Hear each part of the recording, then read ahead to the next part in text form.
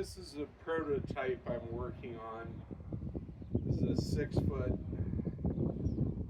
like a hybrid whip, hybrid style whip.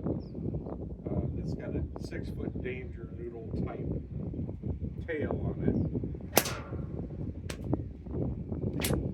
But it's also a very windy day.